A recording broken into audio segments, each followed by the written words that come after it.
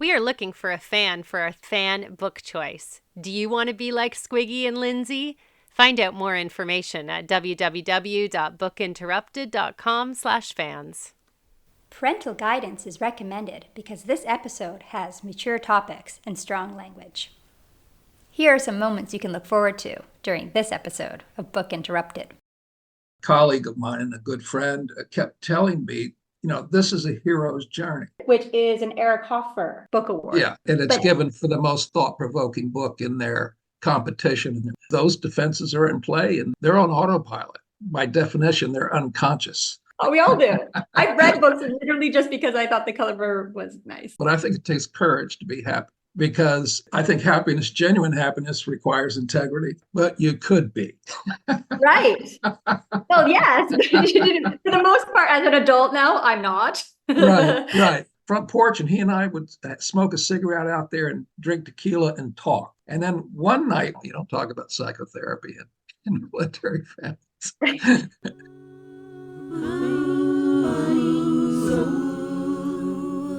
To read a book is the goal. I want to learn something new, and I don't want to be disrupted. Mind, body, soul. Inspiration is the goal, and we're gonna talk it out on Book Interrupted. Welcome to the Author's Spotlight.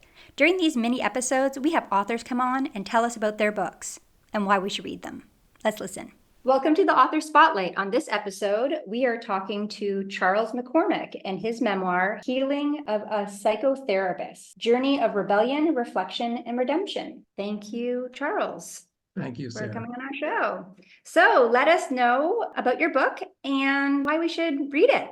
Actually, I've written a number of books and then also some professional publications. But this book is the love of my life. It's entitled Healing of a Psychotherapist because I've spent a lifetime thinking about the human condition and treating others, probably 50 years now.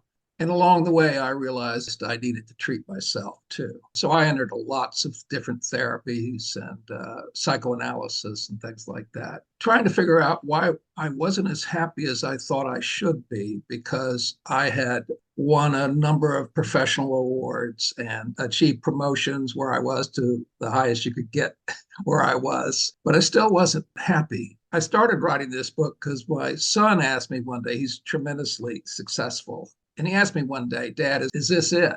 I translated that to, is this what life is about? And then my daughter at a different time gave me a book for grandparents of questions for the grandparent to fill out for the grandkids. I liked the idea of it, but I didn't think they would really care that my favorite color was green. So I translated that to, she was asking me, who am I?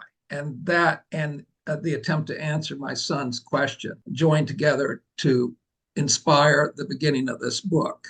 However, as I was writing it, a colleague of mine and a good friend kept telling me, this is a hero's journey. And I kept telling him, this is about the human condition. And it wasn't until I saw some articles on Joseph Campbell, who wrote The Hero's Journey, that I realized the two were one and the same. Since I'd spent 50 years thinking about the human condition and treating people and being treated, I developed a lot of awarenesses that I wouldn't have had the opportunity to develop otherwise, and that I've used in therapy throughout my life and continue to learn and grow. And so I began writing this book, the story of my own life, also to figure out why aren't I as happy as I should be. It took me 7 years. Many iterations of the book and taking reviews into account and changing the book because I thought the reviews resonated with me as constructive criticism and that kind of thing. So then it became finally Healing of a Psychotherapist, partly because of a critical review saying the acknowledgments should be put in the back and that kind of thing because they were long.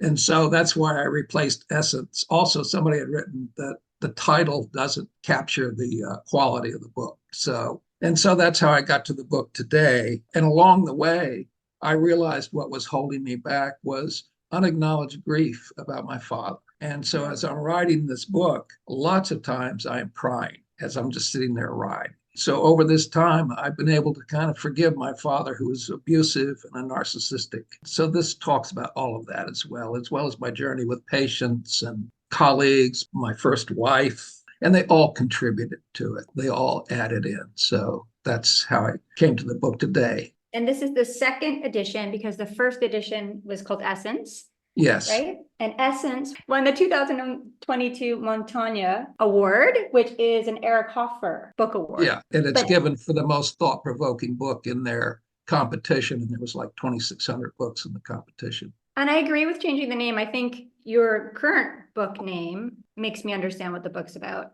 For Essence, might not. I mean, you're not supposed to judge a book by its cover, but let's be honest, right. We often judge a book by its cover. Oh, we all do. I've read books literally just because I thought the cover was nice. Yes. Yeah. Well, certainly it makes you open the cover to see what's underneath. So definitely. Yes. So I agree. I think that's great. I was wondering, do you feel that sometimes, the wounded healer, because one of my close friends is a therapist and she says, you will not imagine how many are in this field just because it's like we have empathy for others and are able to help others because we also have pain to heal. Yeah, no, I agree with her completely. My mother always told me, Charlie, you're too sensitive, as early as I could remember, because I thought about things a lot, even as a child.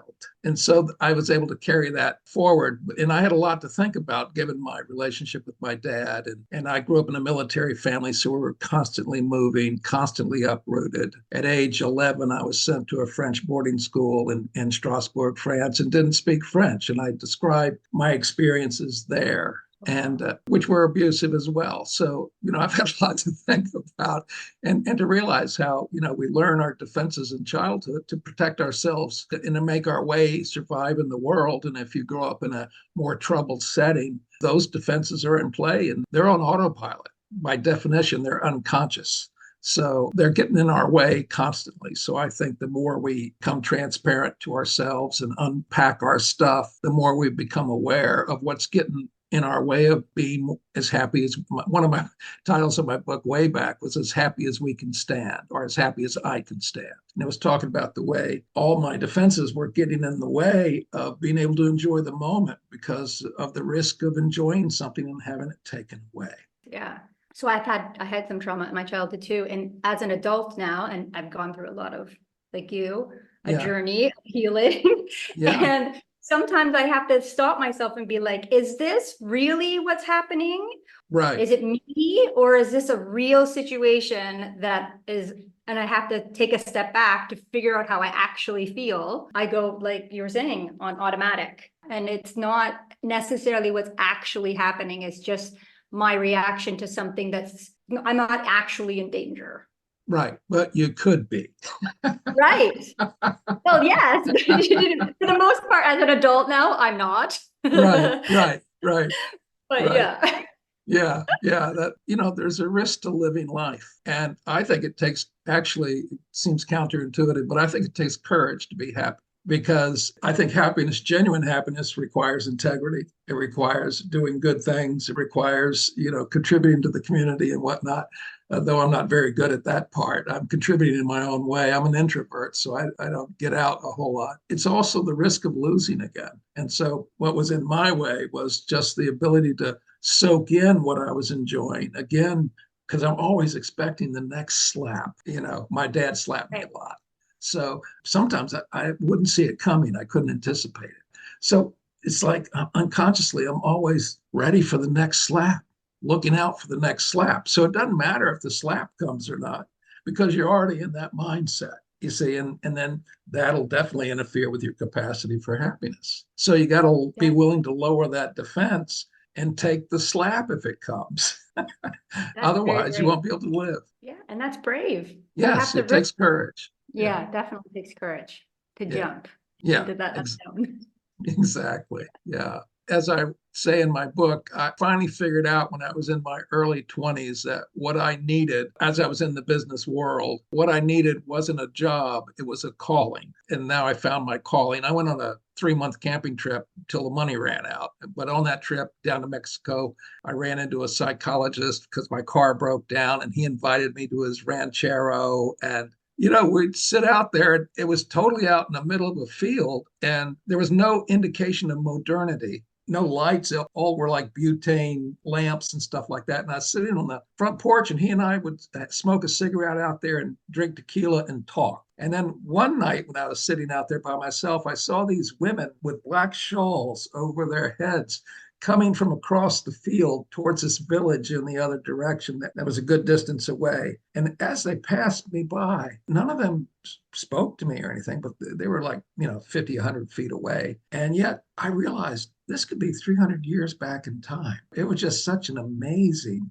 experience. But living with that guy, he was a car mechanic, but before that, he had been a psychologist. Wow. And they put him into administration, and he hated administration. So he decided to become a car mechanic, and he fixed people's Volkswagens at their homes. And he impressed me so much, I realized he had done the ultimate realization. He had taken a dream and made it into a reality. And on this journey, I was also reading Carlos Castaneda and stuff like that. And I realized, I think I want to be a psychotherapist. A word that had never been used in my family growing up, as we were a military family. You don't talk about psychotherapy in military families.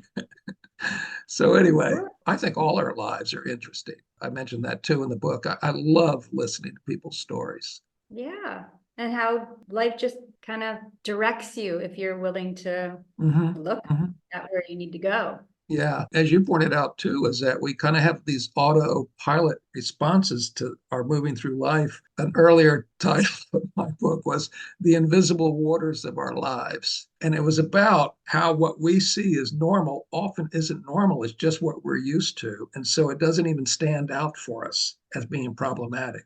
Like, I grew up in a somewhat abusive family, yet I thought it was an exemplary family until my therapist started challenging that notion. And then I was insulted until I started thinking about what he was asking. I said, yeah, you got a point there. Maybe. Yes, so that's excellent. I can't wait to read your book. I wanted to say thank you for coming on our show. And for our listeners, if you'd like to read Charlie's book, you can find it on our website, www.bookinterrupted.com. There'll be a link there, and it'll take you to the book on Amazon. And where else can we find your book, actually? Just about everywhere. Barnes & Noble, Kobo, I don't know all the sites. But okay, great. And we'll have a link for Amazon, or you could go to your local bookstore. Yes. Perfect. So thanks for coming on. I thank you for your generosity of time and spirit. Of course. Yes. I'm so happy we were able to do this. Me too. Thank you for joining us on this episode of Book Interrupted. If you'd like to see the video highlights from this episode, please go to our YouTube channel, Book Interrupted. You can also find our videos on www.bookinterrupted.com. Are you having a hard day? Do you just need a break? Then I would suggest one of our off-the-shelf episodes. They're filled with laughter, silliness, and nothing serious. You could find them at the beginning and end of each of our book cycles, like bookends. Hold on to your bookmarks, because Book Interrupted is going off the shelf. Book interrupted. Never forget, every child matters.